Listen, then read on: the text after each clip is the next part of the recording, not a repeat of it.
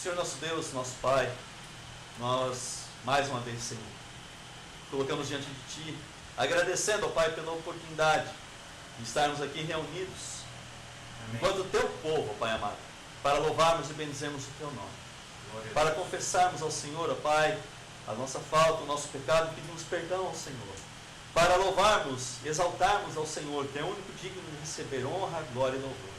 E neste momento, ó Pai, que estamos diante da Tua palavra, nós carecemos, Senhor, da Tua orientação.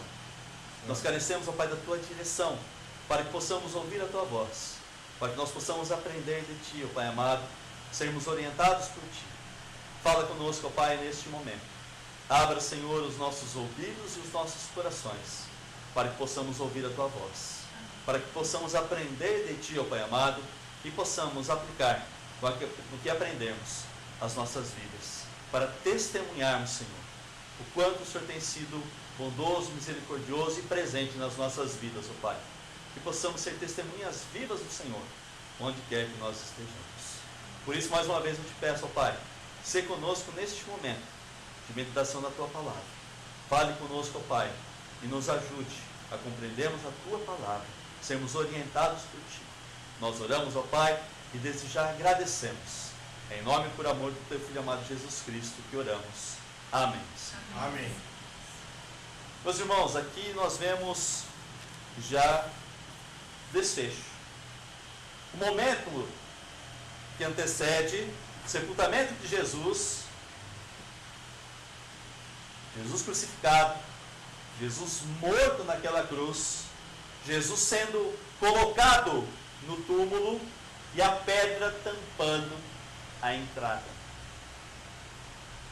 Guardas sendo colocados para evitar que os discípulos, porventura, viessem a roubar o corpo. Porque os judeus e os romanos já sabiam que ele havia prometido que ressuscitaria ao terceiro dia. Então eles procuraram se precaver. Eles procuraram fazer todo o possível para que esses homens não levassem o corpo do seu mestre.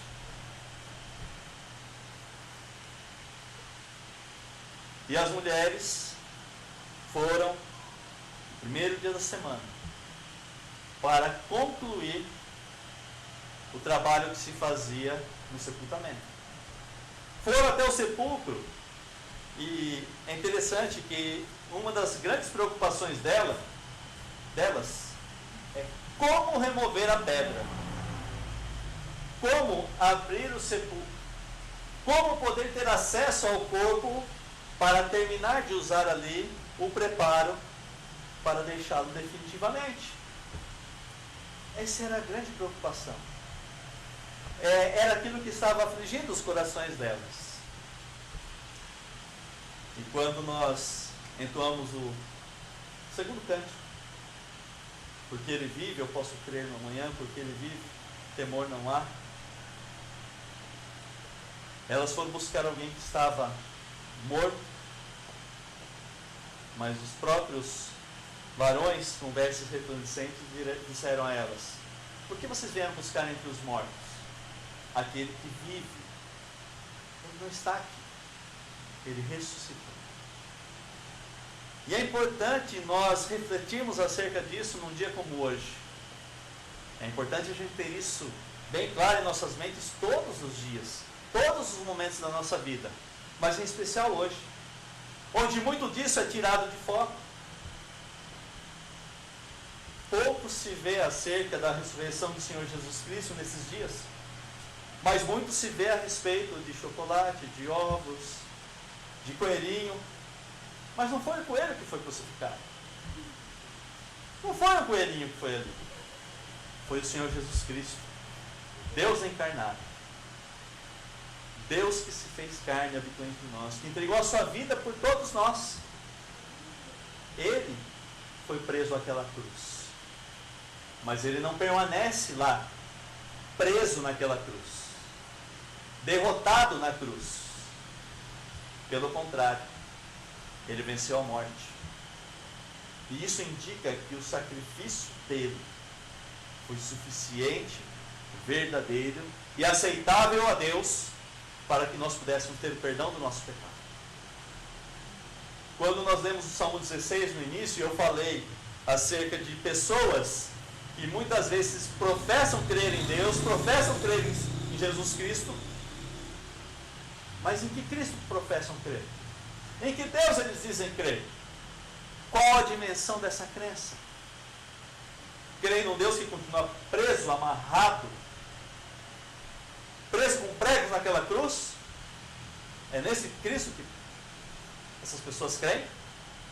Um Cristo com a feição de derrotar? Nós não cremos num Cristo que está derrotado, mas nós cremos num Cristo que está vivo. Por isso que o símbolo do cristianismo é uma cruz vazia, porque Cristo não está preso na cruz. A cruz foi um instrumento usado e previsto por Deus, anunciado por Deus que seria assim, uma morte de vergonha para o judeu, sim, mas uma morte que nos dá a glória e a certeza da vida eterna. Ele morreu, sim, mas ressuscitou, vencendo a morte, está vivo. E é isso que faz toda a diferença. É isso que faz a diferença, porque as pessoas às vezes creem num Cristo morto, mas esquecem que ele ressuscitou, que ele está vivo, está sentado à direita de Deus Pai. Nos enviou o seu Consolador, o Espírito Santo, mas prometeu que iria preparar lugar para nós e iria voltar para buscar a sua igreja. É nesse Cristo que nós cremos, num Cristo que é verdadeiro Deus e verdadeiro homem, um Cristo que fez a obra da redenção por nós e faz isso em nós. Porque se nós dependêssemos de nós mesmos para nos salvar, para sermos perdoados, nós estaríamos fadados ao fracasso. Mas é Deus que faz a obra em nós, e é Deus que conclui a obra em nós. Por isso a nossa certeza, por isso que nós não temos temor do que virá. E sabemos que no dia que o Senhor Jesus vier para buscar a sua igreja, nós seremos levados com Ele. Não porque Deus nos acha muito bonzinhos, mas porque quando Deus olha para nós, Deus nos vê lavados pelo sangue do Senhor Jesus Cristo. E isso é uma questão também um pouco complicada. Como que o sangue purifica e limpa?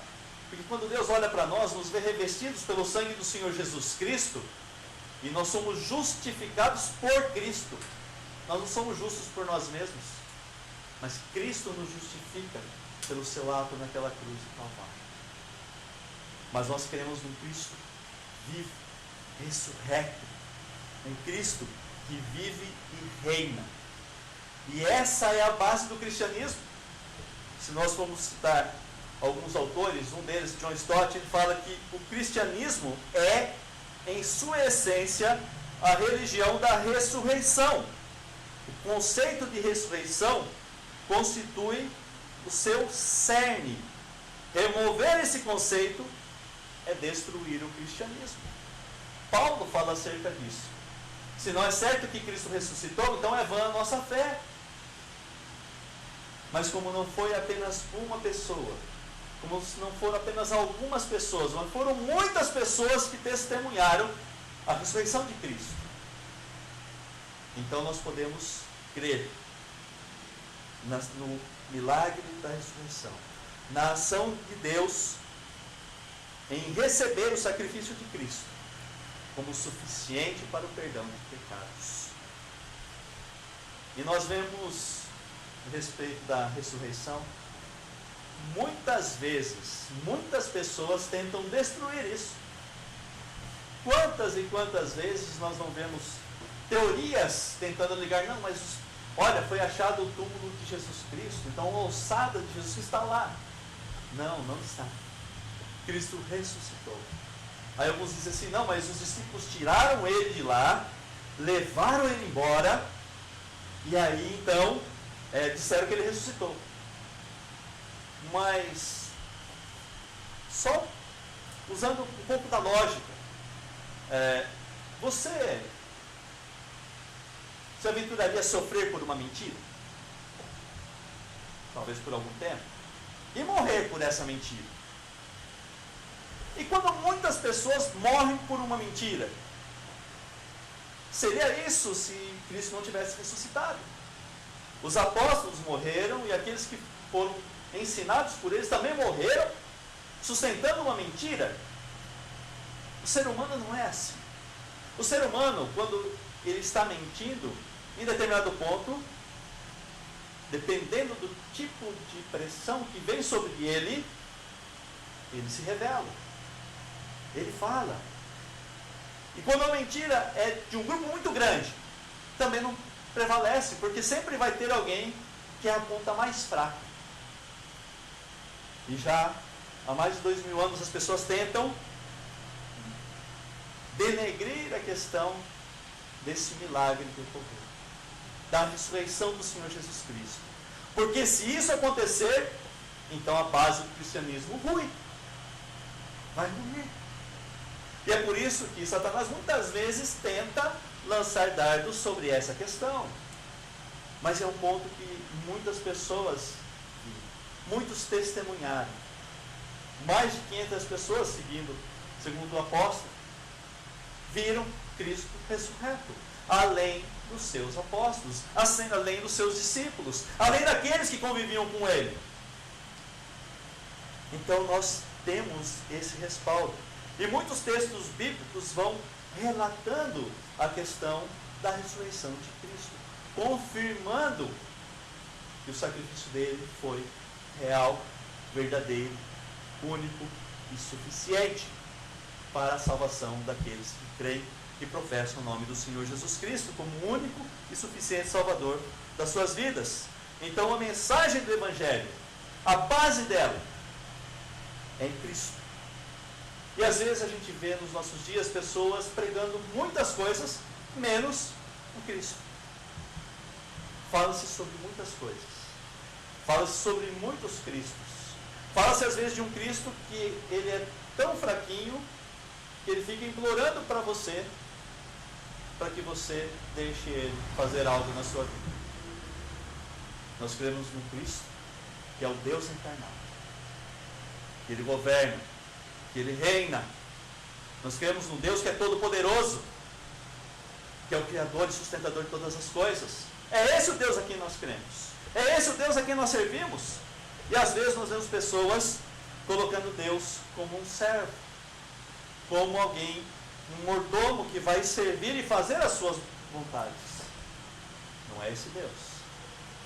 Nosso Deus é um Deus de quem nós somos servos, a quem nós servimos, a quem nós somos obedientes. Aquele Deus que deixou para nós a sua palavra, a sua revelação plena, completa, para que nós pudéssemos seguir a sua palavra, viver vidas agradáveis a Ele, testemunhar isso. Nós falávamos isso de manhã, hoje na igreja de Santa Fé. Nós devemos ser crentes, viver vidas que tenham um propósito de propagar o Evangelho, de falar do Senhor Jesus Cristo. Se preciso, se necessário for, usando palavras, mas testemunhando Cristo em nossas vidas, falando o que Cristo fez por nós. Aí alguns podem dizer assim: olha, mas eu sempre fui muito bonzinho. Eu nunca fui assim tão fora da órbita. Eu nunca fiz coisas tão extravagantes assim. Mas ainda assim Cristo transforma o nosso ser. Transforma a nossa vida. Quando nós temos um encontro real e verdadeiro com o Senhor Jesus Cristo, nós somos impactados por isso. E isso transforma a nossa vida e nos impulsiona a falar com os outros, a espalhar isso, a propagar esse Evangelho, a divulgar para as outras pessoas aquilo que nós experimentamos. Aí você fala assim: mas às vezes eu não sei pregar o Evangelho, mas vivo o Evangelho. Mostre que você é alguém idôneo, que você foi transformado por Cristo, que você não se sujeita às coisas que as outras pessoas se sujeitam, porque você é um cristão, e você tem que mostrar que é sal, que é luz, que você vai fazer a diferença. Quando nós olhamos para o sacrifício de Cristo, a sua morte, a sua ressurreição, nós vemos aqui esse texto, as mulheres indo até o sepulcro, no primeiro dia da semana, e hoje nós estamos no primeiro dia da semana, cultuando ao Senhor, cultuando a Deus, cultuando o Senhor Jesus Cristo, lembrando da sua morte e ressurreição, lembrando do amor de Deus em entregar o seu Filho por amor de cada um de nós. Nós estamos aqui, nesse primeiro dia da semana, também glorificando a Deus, glorificando ao Senhor. Elas foram ao sepulcro, como eu falei, em busca de um corpo, em busca de alguém para terminar o preparo, para terminar de colocar ali as ervas, os perfumes, as talas, mas não encontraram. E é interessante que num outro texto fala que quando os apóstolos chegam, eles veem as talas arrumadas, uma de um lado, outra do outro. É como se Cristo tivesse saído pelo meio delas e colocado ali para que não parecesse que porventura o corpo tivesse sido tirado de lá, tivesse sido roubado. Não, estava organizadinho, estava guardadinho, não estava de qualquer jeito. E é interessante, por que a pedra foi retirada? Por que os anjos tiraram a pedra? Um tremor de terra e os anjos empurraram a pedra. Para Cristo sair do sepulcro?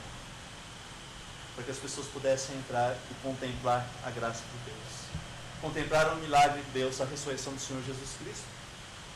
Os guardas, quando foram relatar ao sumo sacerdote o que tinha acontecido, foram pagos para mentir, dizendo que os apóstolos que tinham ido até lá tinham roubado o corpo. Tentativa de mentir, de levantar uma calúnia sobre aquilo que realmente aconteceu. Mas isso não prevaleceu, porque logo depois viram o Senhor Jesus Cristo ressurreto. E é interessante que mesmo aqueles que estavam tão próximos não conseguiam recordar daquilo que o próprio Senhor Jesus havia falado que haveria de acontecer. E às vezes a gente se coloca numa posição, e é muito fácil nós falarmos hoje, né? Hoje é tão fácil porque a gente já sabe o desfecho da história. Mas imagine você lá. Imagine você ter podido aprender do próprio Jesus. Sentar aos pés do Mestre. Andar com ele esses 3 anos de ministério.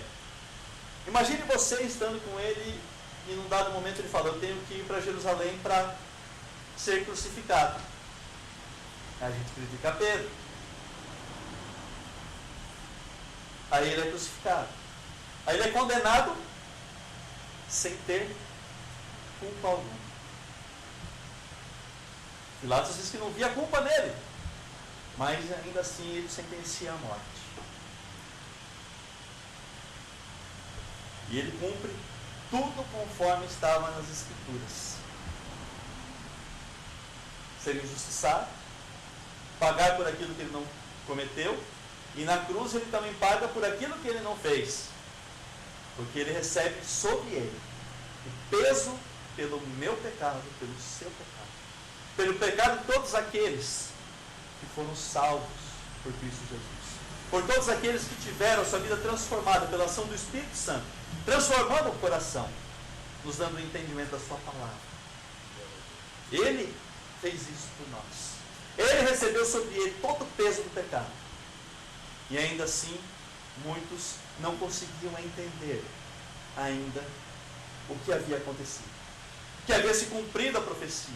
Que havia se cumprido aquilo que Cristo havia falado, anunciado que iria acontecer. E aí elas, então, ao receberem essa instrução, elas lembram, verso 8, então se lembraram das suas palavras, e voltando do túmulo, anunciaram todas estas coisas aos 11 e a todos os mais que com eles estavam. É aquela questão de você começar a... Sabe quando você começa a ler a palavra de Deus? Deus fez a obra na sua vida, transformou seu coração, e você fica ávido por ler a palavra de Deus.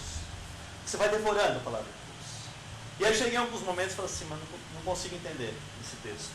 E a gente fica angustiado com isso. E fica mesmo. E tem alguns textos que a gente fica angustiado, depois de muito tempo também, de crente, militando a palavra de Deus, você ainda fica angustiado porque alguns textos são mais complexos. Mas você chega No momento você fica angustiado, você quer entender. E aí, em determinado momento, você, às vezes fazendo uma nova leitura da palavra de Deus, parece que sai como se fosse uma venda dos seus olhos. Mais ou menos isso que aconteceu com elas. Elas foram procurar, estavam angustiadas, estavam procurando alguém morto, um corpo, para terminar de tratar, para terminar de resolver, para terminar de enfaixar, para terminar de dar o tratamento que precisava ser feito. Mas o corpo não estava lá. O corpo não estava lá e isso deixa elas desesperadas. O que aconteceu? Quem tirou daqui? Para onde levaram? Vocês estão procurando no lugar errado. Não tem uma tumba. Não tem um túmulo que se possa procurar a ossada do Senhor Jesus? Não tem. Não está lá enterrado. Mas ele está nos céus, à direita de Deus. Ele ressuscitou. Ainda aqui faltava algo para ele concluir. Então ele ainda não havia sido levado aos céus, mas já havia ressuscitado. Já não estava mais ali preso naquele sepulcro. Já não estava mais preso à morte, porque ele venceu a morte. Ele ressuscitou. E aí elas foram testemunhar. Mas havia um outro problema aqui. O testemunho de mulheres não era aceito nessa época.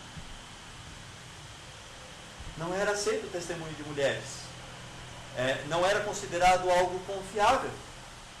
Então, os apóstolos vão conferir. E aí eles se deparam com essa visão do túmulo vazio, do sepulcro vazio. Verso 12. Pedro, porém, levantando-se, correu ao sepulcro e, abaixando-se, nada mais viu senão os lençóis de linho. E retirou-se para casa, maravilhado do que havia acontecido. Em outro texto diz que foram João e Pedro verificar o sepulcro. E é interessante a forma como eles olham. Eles olham, às vezes olham só devagar, mas é questão de você olhar e investigar, olhar atentamente o que está ali. Olhar e perceber como realmente está a cena, como realmente está vazio o sepulcro, como não há sinal de que alguém removeu o corpo.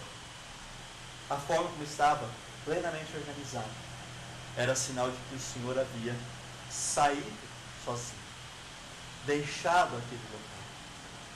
E aí ele volta maravilhado, ainda sem ter encontrado com o Senhor, mas sabendo e recordando daquilo que o Senhor Jesus havia prometido, que ele haveria de morrer, mas ressuscitar ao terceiro dia.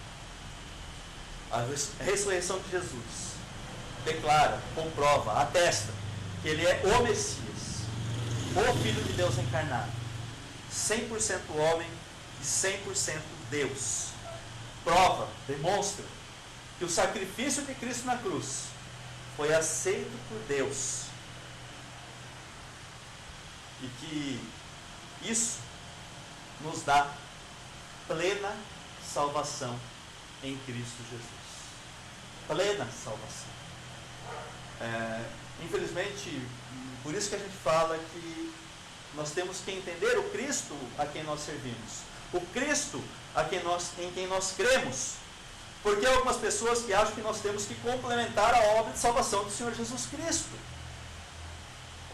Cristo fez a obra completa, plena, suficiente para a nossa salvação. É Cristo quem nos salva. Os que creem no Senhor Jesus Cristo podem andar em novidade de vida, porque Ele está vivo e é no poder dEle que nós nos amparamos para vivermos vidas agradáveis a Deus. Se há algo de bom em mim, não é porque eu mereço, é porque Cristo foi gracioso para mim. E nós devemos reconhecer aquilo que vem de Deus, aquilo que Deus provê a cada um de nós, e devolvermos a Ele a honra, a glória devida ao Senhor. Nós devemos reconhecer esse grande amor com que Deus nos amou, nos dando o seu Filho. essa disposição de Cristo, de se entregar, porque ele diz que ninguém tira a sua vida, mas ele a entrega deliberadamente.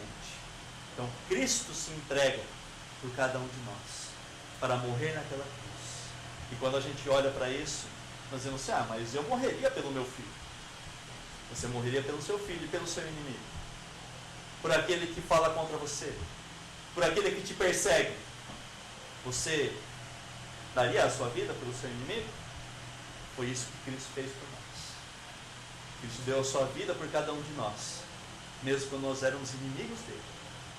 E por sua graça, por sua misericórdia, por seu amor, ele transformou as nossas vidas e nos chamou para fazer parte da sua família, da família de Deus. A ressurreição de Jesus mostra que ele é o Senhor das nossas vidas. É o Senhor que reina à direita de Deus Pai. É o Senhor que virá para julgar o mundo. Voltará para buscar a sua igreja, para concluir a sua obra. Hoje, nós devemos celebrar ainda mais, não a morte, mas a ressurreição do Senhor Jesus Cristo. Porque Ele vive, reina e reinará para sempre. É essa a nossa esperança. É essa a nossa fé viva de um Deus que não está morto, não está preso ainda no madeiro, mas um Deus que ressuscitou e voltará para buscar o seu povo. Um Deus que reina e reinará eternamente. E quando vier para buscar a sua igreja, nós seremos levados com Ele para juntos gozarmos da presença de Deus. Que Deus seja louvado, glorificado e exaltado. Que nosso Senhor Jesus Cristo seja realmente o centro das comemorações.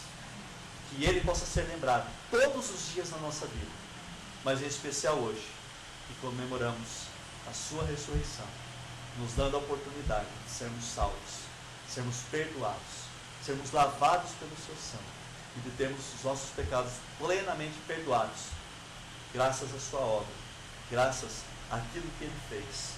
Justificados somos através da fé que vem de Deus, fé no sacrifício do Senhor Jesus Cristo, único, suficiente Salvador das nossas vidas. Que Deus nos abençoe, que Deus nos fortaleça, que Deus nos dê graça de confiarmos e perseverarmos em servir ao Senhor, em perseverarmos na sua palavra, crescendo dia a dia no conhecimento do Senhor e no testemunho fiel da palavra de Deus através das nossas vidas. Amém. Amém.